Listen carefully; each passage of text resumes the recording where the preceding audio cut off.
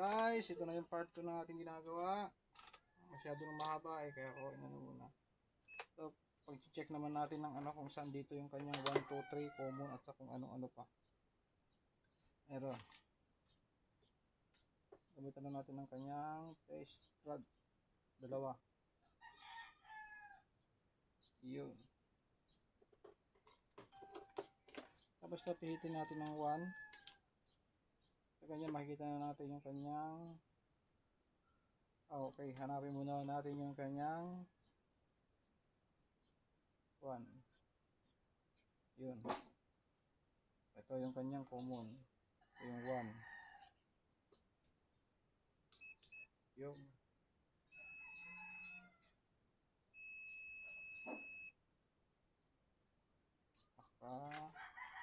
Zero natin.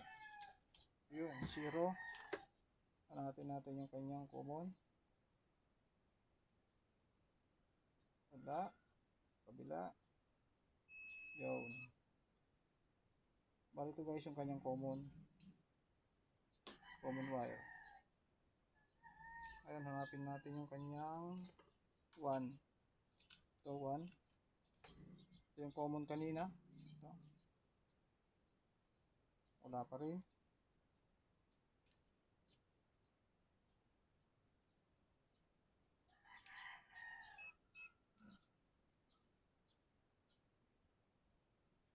Wala. Dito natin kunin. Yun. Ito po yung kanyang 1.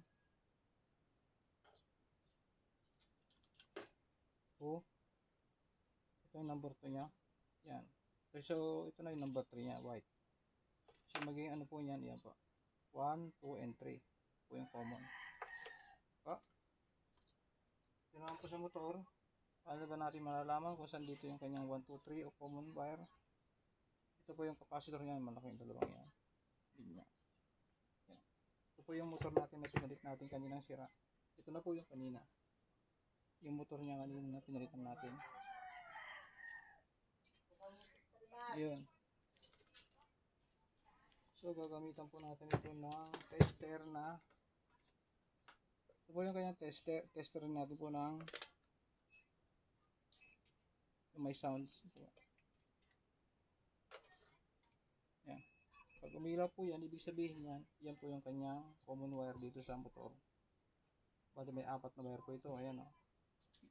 Ayan, may 4 na wire po yan. Ayan. Yellow, gray, white, at saka orange. Ayan. So, hanapin natin dito. Ganyan lang po yan. Yan, walang tunog. So, nandito siguro yung kanyang common wire. Ayan. Kasi po yung wire ng capacitor at saka yung common wire ng kanyang motor ay magkarugtong po yan. Pero mag-fuse lang ang pagitan. Ayan. Wala. Wala. So, ito po yung kanyang common wire. White. Yan. Ngayon, hahanapin natin yung kanyang speed.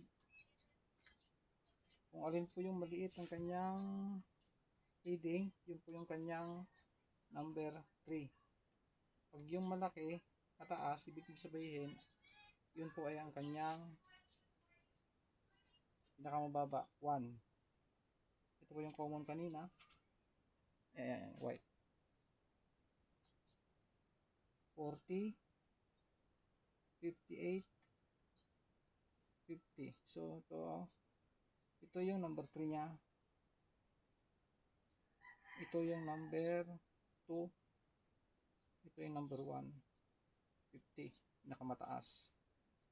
Yan. Yan. 57. Yan. 57, ibig sabihin yan. Ito ang pinaka. Ito yung number 2. Ito po yung number 1. Orange, brown, gray, at saka dilaw. Ayan po. Ayan. Ito po yung kanyang common. Okay. So, ito po yung gagawin natin ngayon. Bago yan, pasok muna natin yung kanyang wire dito sa kanyang takip.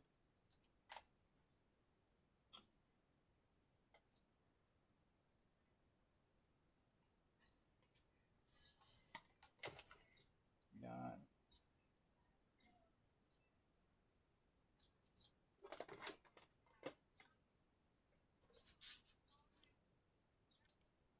So ito nga po yung kanyang gray kanina. Tapos ilalagay po natin sa white. Kasi ito po yung kanyang common wire. Yan.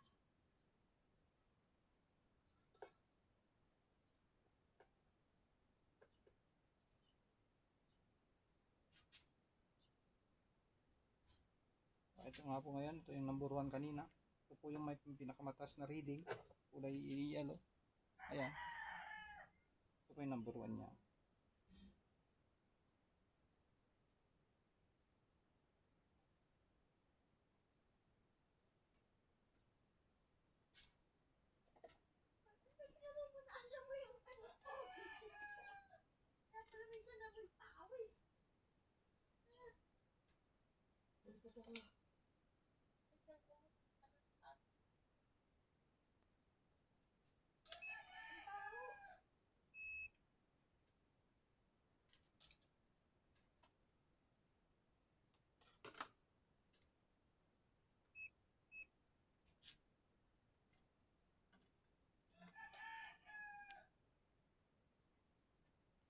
Okay, ito nga po ngayon yung kanyang yung pinakahanapin ngayon dito yung pinaka sumunod sa mababa, sumunod sa mataas. 50, 40. So ito po yung 50, yan number 2. Saka itong limba, yellow. Siyempre wala na tayong pagpipilian, dalawa na lang. Ito po, orange.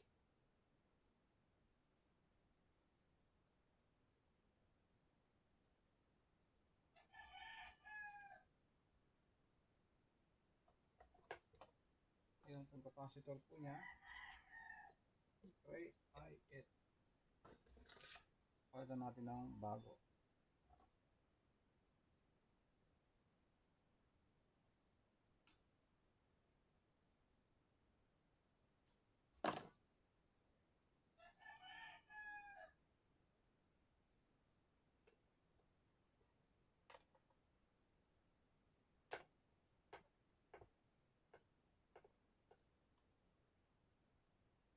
Yun. Bago natin testingin.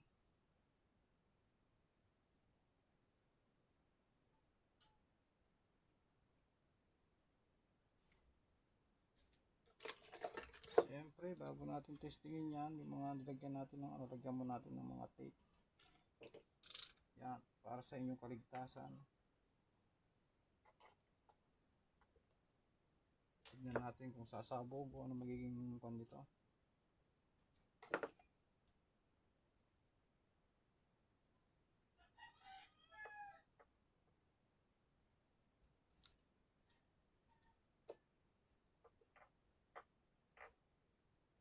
Basta yung pagkukuha po ng tawag ito, yung speed po ng isang motor, gamitan po natin ng pag ginamitan yun po ng tester, yung mas mataas ang reading po niya, yun po yung kanyang number 1. Pag mababa po ang reading, yun ang kanyang number 3. Baliktad po siya. Mababa, yun ang kanyang number 3. Pag nasa buzzer naman po siya, kung ano yung tumunog, yun ang kanyang common.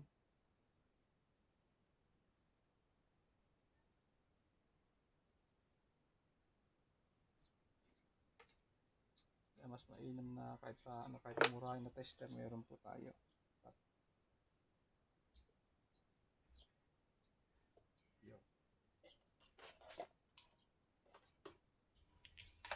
So ito, tingin muna natin guys. So, ayun natin yung capacitor niya kasi walang ano. Ito, natin ako susabog. Okay. Ito yung kanyang 1. Natin. Ayun, likot lang guys. Oh. Yan. Yan po yung kanyang 1. Number 2. Number 3. Yan. Perfect. Ayan o. Ikot na. Bali ito po yung kanina o. Yung nasunog na motor. Mas malaki po yan o. Kaya lang ayaw na po yan. sira na. So, pinalitan natin ng motor na mas maliit. Kinuha natin yung kanyang shaft din kasi po yung LC po niya ay iba. Yun. Okay. So, ang gagawin natin ngayon dito ay secure natin yan. Okay na po yan. So, mamaya tetepan na rin natin ng panibago. Yo, basta ito okay na po ito. Yan.